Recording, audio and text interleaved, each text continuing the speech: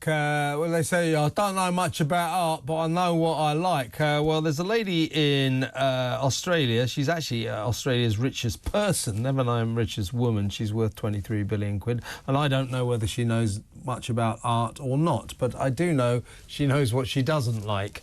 And what she doesn't like is a portrait of her, which is currently hanging in the National Gallery of Australia. This lady's called Gina Rinehart, and an artist, an indigenous Australian artist called Vincent Namatjira.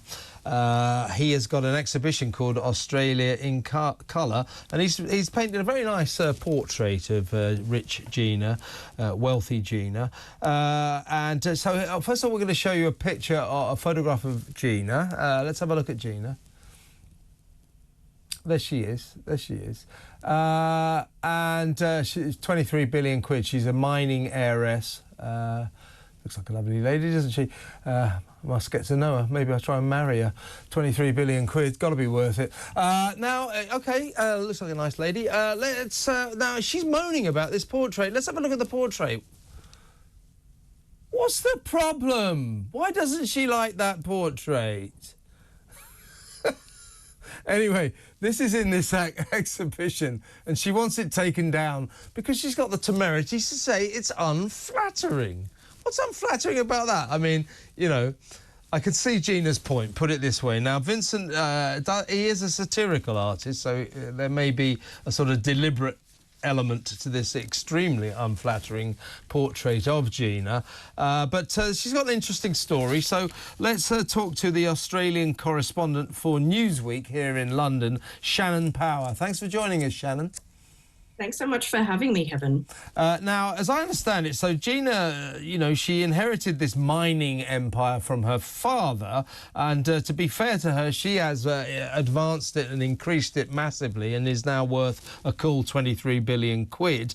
But there's an interesting background in terms of her family and the indigenous Australian population, insofar as her father, God rest his soul, in 1992 suggested that there's a good way for Australia to deal with what would then be called the Aborigine problem, was to put chemicals in their water which would sterilise them so they couldn't procreate. They could no longer breed. Now, Gina's problem, I'm sure she doesn't endorse this, but she's never apologised for that. So I guess there's a little bit of friction between Gina Rinehart and the indigenous Australian population, and that may be what inspired Vincent to come up with this horrific portrait of her.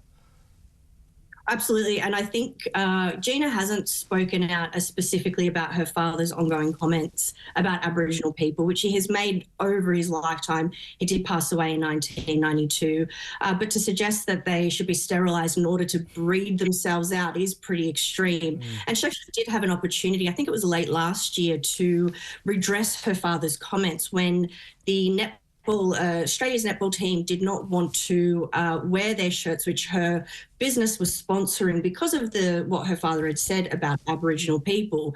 And rather than redress the issue and say, look, it was, you know, perhaps a different time, but he was wrong, I don't endorse his views, she instead just yanked that $15 million of funding. And if you know anything about Australian sport, it relies very much on personal donations and government funding. So $15 million for a sport like netball is quite a bit, rather than trying to meet in the middle. And not only did she not address her father's issues, but her company, Hancock Prospecting, then published an article about the whole incident where it described the Netball Australian team as a cult of victimhood. So while she hasn't gone against what her father said, I think she has sent a pretty clear statement about what she thinks about her family's relationship with Aboriginal people and what she owes them in terms of, I guess, some sort of, you know, reparations. I guess so. Now, what is interesting about her complaint, she wants this taken down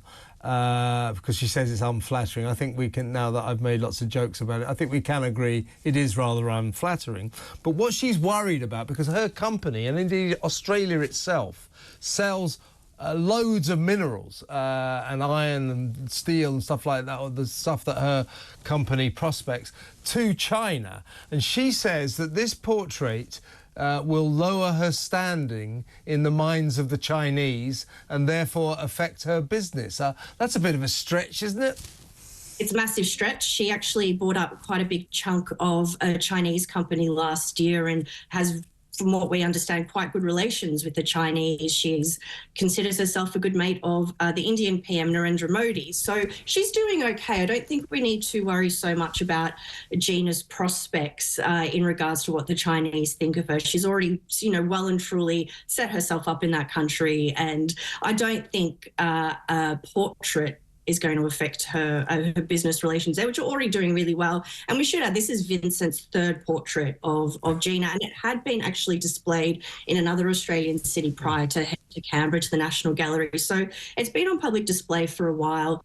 This is an award-winning, highly esteemed artist who's won the Order of Australia Medal. He was the first Aboriginal man to win the Archibald Prize, which is the highest regarded art prize in Australia. It's a very big deal. He's probably the leading portrait painter in the country and perhaps one of our most important artists of all time, really. Yeah. And that's not rating his skill set whatsoever. Yeah, when I first looked at it, I thought, well, it is very funny because it is extremely unflattering. And I thought, is it just that he's not a very good artist? But, of course, it's deliberate. It's a satirical painting, and I think it isn't. It's aimed to put her in a bad light, and so that's the reason. But don't you feel, thanks so much for joining us, by the way, Shannon, don't you feel it's a little bit pompous? And so, I think we've lost Shannon. So I was... are you back? I was just saying, don't you feel it's a little bit pompous and self-obsessed of Gina to say, oh, it's unflattering, take it down? Yes, it is, because Gina, as we've seen, has followed in her father's footsteps and will throw money at her problems, or will throw money at... They've both, her father, Lang Hancock, who set up the business, and Gina, have always had a bit of a chip on their shoulders about how they are presented in media. Gina cannot take criticism very well. Her close friends have said it for years. And so her solution to most things is to sue, to throw money at it, to revoke money. And I think to suggest that that is something that she should be able to do, I think goes against the very concept of free speech, because as we said, Vincent Namatjira is a satirical artist who holds light to power. Yeah. And if the powerful and rich can then say, no, I don't like this satire of me, then it's nothing more than censorship. And I just don't think that's a path we want to go down. And if I was Gina Rinehart, rather than asking for the portrait to be taken down, I'd be asking, why do people see me this way? Why am I literally being painted in this light? And, what is this negative public perception of me? And it has been. Also, I would suggest suck it up.